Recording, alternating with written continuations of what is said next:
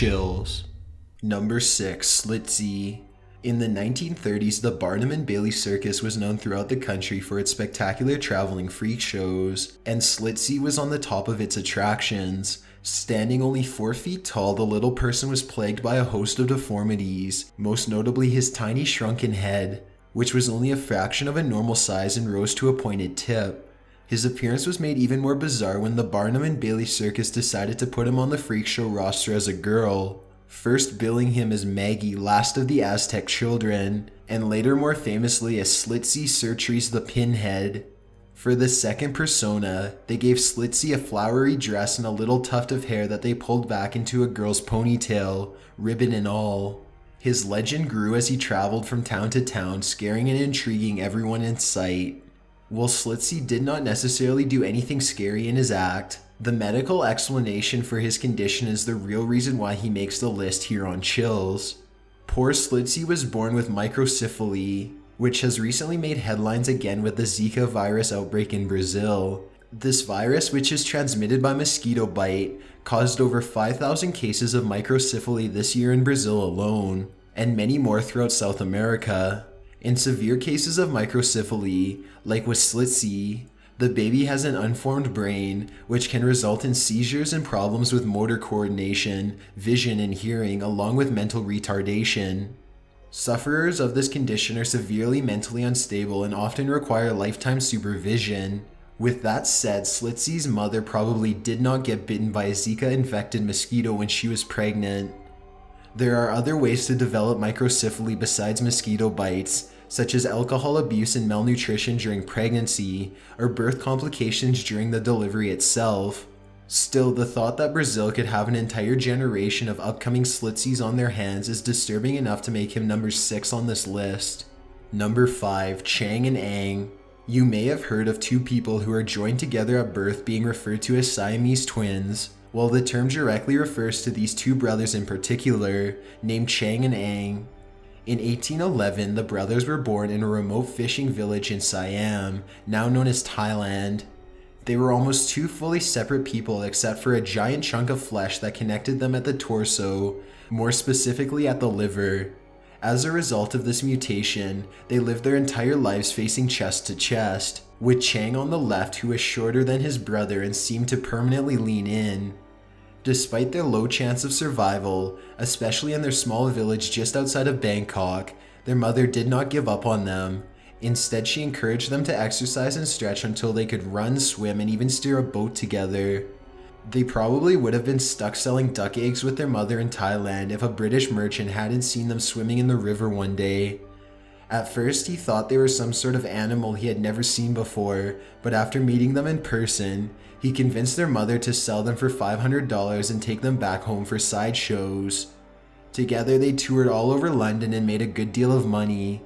At one point, top scientists even paid them to curiously study them, finding that Chang could sense when Ang was tickled, or when he ate something, and vice versa. Eventually, they toured America with the Barnum and Bailey Circus until they had enough money to settle down on their own as adults.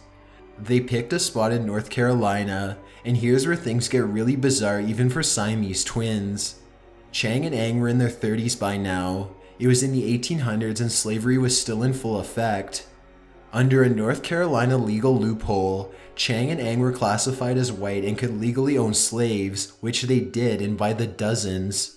That's right, despite being sold by their parents themselves, the twins grew up to be wealthy slave-driving businessmen on a large plantation. They even got married to 2 sisters.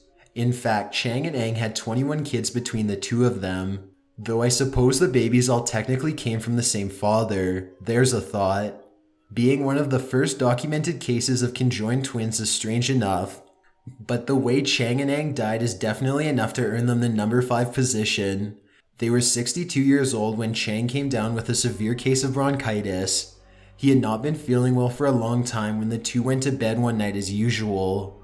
When Ang woke up, however, he was horrified to see that he was now lying in bed attached to a dead body. Ang struggled and struggled, but there was nowhere for him to go.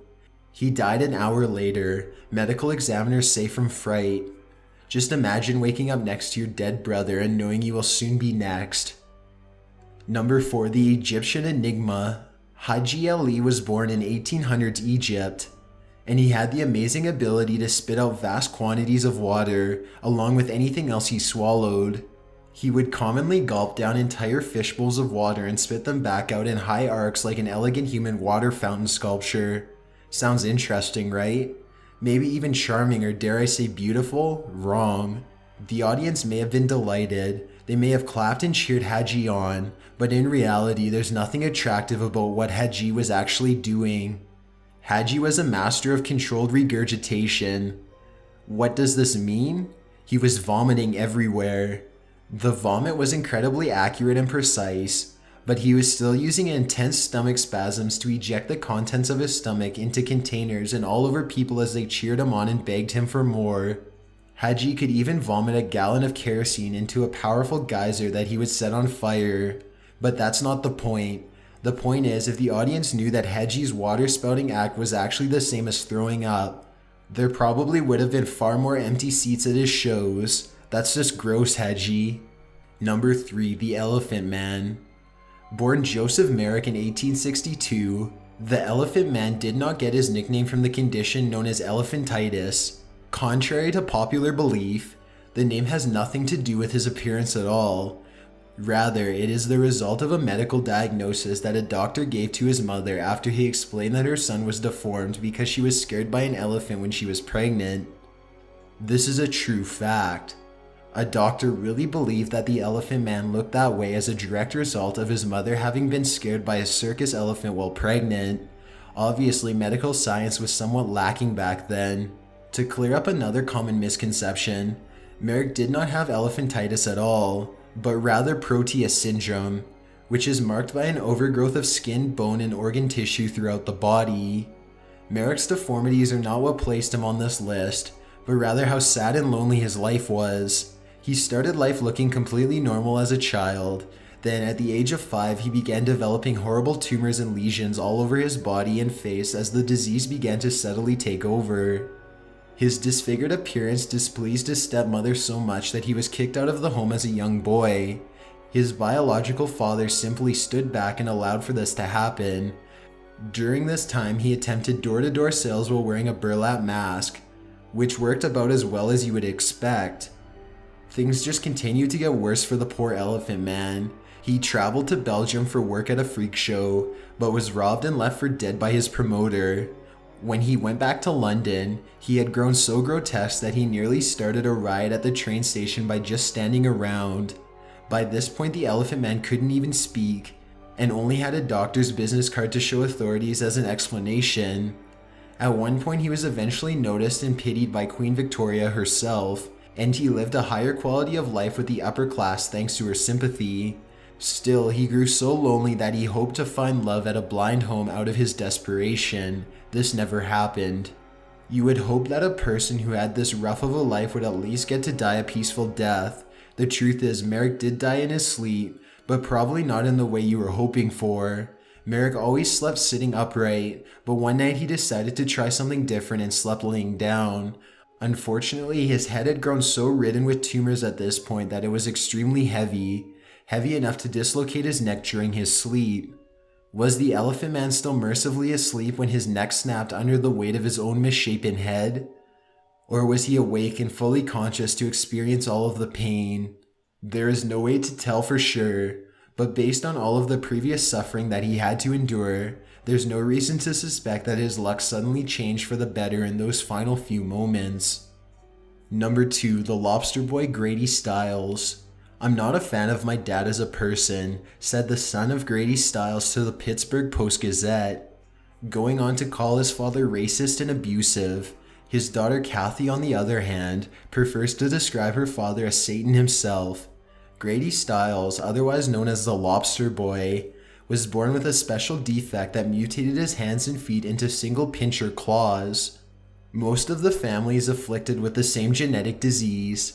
Apparently, Grady's claws grew to become extremely muscular and powerful, which, when combined with a sadistic temper and alcoholism, was a recipe for mistreatment for his poor family. Though he appeared friendly enough at sideshow attractions he worked at, it was not uncommon, according to his family members, for the lobster boy to choke people with his claw-like hands and headbutt them in the stomach whenever he got angry or upset.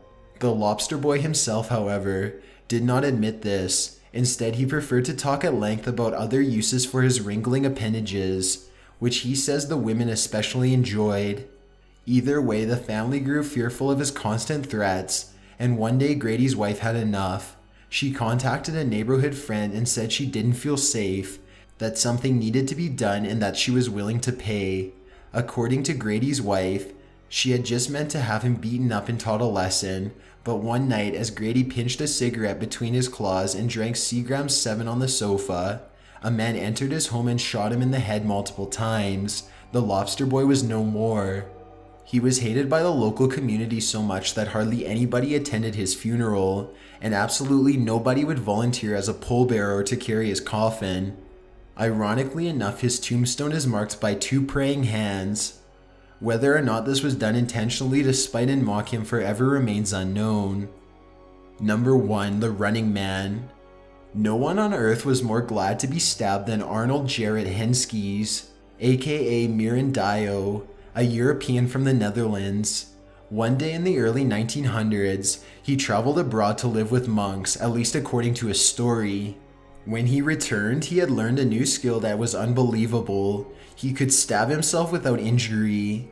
Now, when I say he could stab himself without injury, we're not talking about some horizontal slash across the wrists.